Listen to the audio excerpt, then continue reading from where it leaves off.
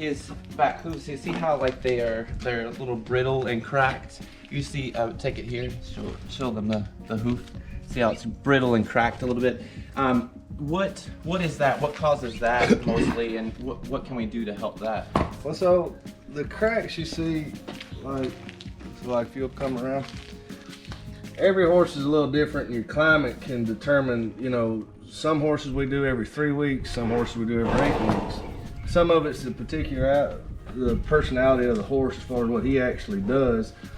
But when you start seeing these little cracks, that means it's just dry. So we're in a 8-inch deficit on rainfall, and it's dry. It's more dry here than it usually is typically.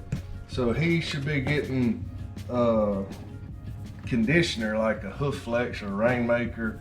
I mean, there's hundreds of products, so it's really whichever ones you like. But that should be putting on daily to every other day. And it's just like having brittle nails or brittle hair. You condition it and it makes it to where it's not as brittle. The difference in, you hear the white foot, dark foot with the cracks. Yeah, that's an excellent question. Some people were asking about that. If one's a little white, they say, well, that's so much more brittle than the one that's a little bit darker in hoof color. So if you look, you see the little cracks in his feet, right? And everybody says, oh, that's a weaker foot. He's got as many cracks in this foot or more than this foot. You can just see the cracks in the white as opposed to the black pigment. I've seen just as many, you have just as many bad-footed dark feet as you do white feet.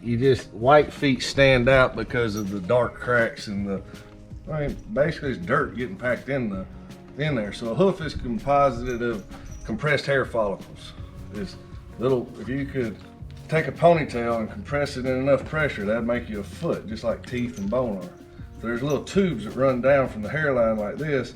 So a crack just is an opening, and then you get dirt in there and it makes it worse. So I mean, that's typically why the white ones look worse, because you can see more separation of the tubulars. Oh, that makes sense. Is there anything we should supplement in the feed to help with maybe stronger hooves? For me, I like Farriers formula is one of the older products, and it's tried and true, and it works. Yeah, Finish Line is a good product, but I mean, there's tons of it. Basically, biotin is what you're wanting to get into the feet for promote hoof growth. But usually any kind of supplement that's typically helping their coat or something like that is going to help their feet. Because the same nutrition that grows the hair grows the feet, because it's compressed hair follicles.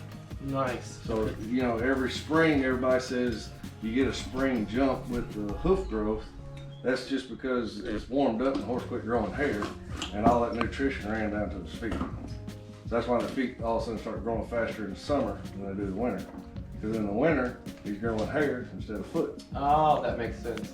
Okay, and so the last question is, before we get into him, is that how often should we be checking our horses' hooves, and what should we be looking for? Instead of just like, can we kind of dig out the manure and dirt and like, oh, it's clean? Is there anything in particular that we should be looking for when we do that? Well, like for me, for my personal horses or my wife's horses and children's horses, they check their legs and feet every feeding. So I mean, they just look at them. So like Saba, if you look, like right when I walked up to Saba, you see you have injury on the medial side of the hind. Well, okay, that needs to be addressed, which you've already treated.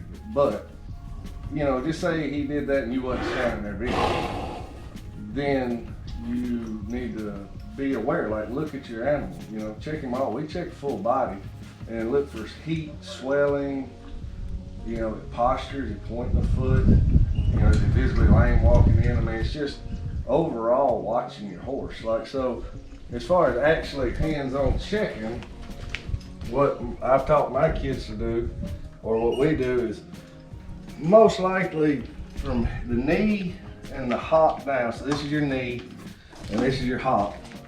From here down is 80% of all lamenesses there. 80% of all lamenesses in horses from there down. All right, there's no muscle from the knee and hop down. All the muscles are up here.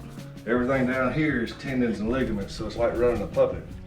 So the fact that they do what they do is just amazing anyway. But, so you're just looking for any swelling in this region here, this is all bone. This is your cannon bone up here. This is all your superficial flexors, suspensory, your deep flexors. They're all running right through here. So this is typically where you're gonna get a lot of jumpers, have a lot of check ligament injuries, which is up in this region. So you'd look for puffiness there. You can check if you know your horse's standing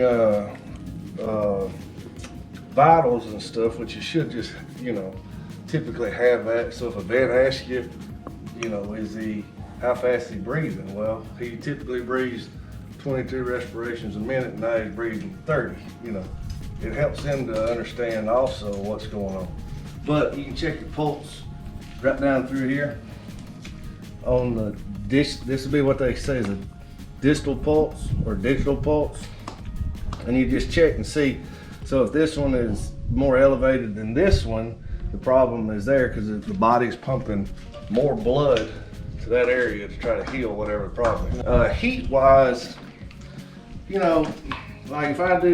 if somebody say you called me and said Saba's a little funny acting on the right front. Well, the first thing we typically are gonna think is abscess, because that's it's the easiest to fix. But so what you're gonna do is just 1, 2, 1, 2, and you'll feel a heat difference. Just within those 2 seconds. Well, yeah, because if you hold your hand too long on it, your heat from your hand starts to make it hot. So just 1, 2, wait, 1, 2. But so if you do that to him, they feel the same. The hot one, if it's hot like an abscess, when you touch it, you'll be like, oh. If it's a bad abscess, it'll feel like a hot potato, a warm potato. When you touch it, you'll know it. It's not I wonder if it is. You'll be like, okay, it's definitely hot. For sure, right. Right. But like cleaning their feet out, that's just something.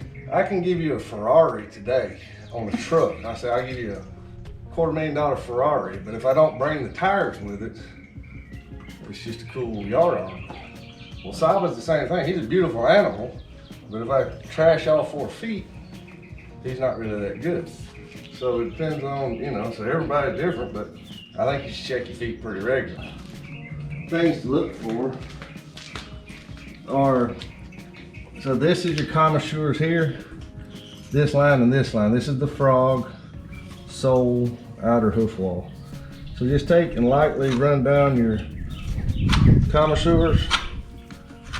And if it's deep, he's kind of flatter footed, but make sure you come around your white line or get your little brush. And this is the central sulcus right here. This is where the thrush likes to invade, where you typically get the bad stuff. But so you just clean that.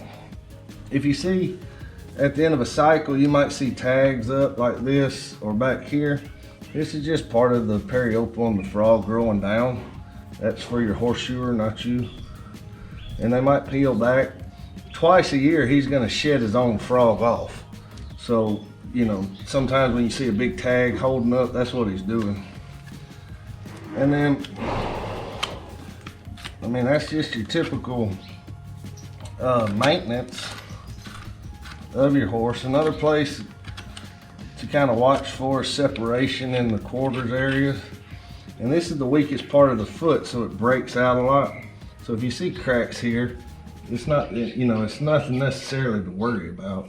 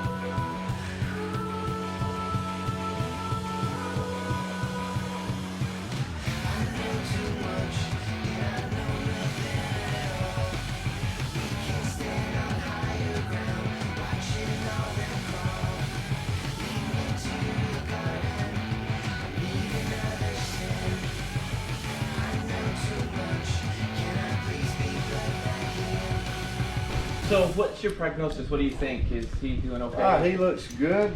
His feet are a little dry, so let's put a little conditioner on there 2 or 3 times a week. No thrush. Everything looks pretty good. Keep treating your little crack there at the hairline. Other than that, he's just good for his regular routine. Awesome. Thank you so much, Mr. Appreciate Jones, it. for being here. We really appreciate it.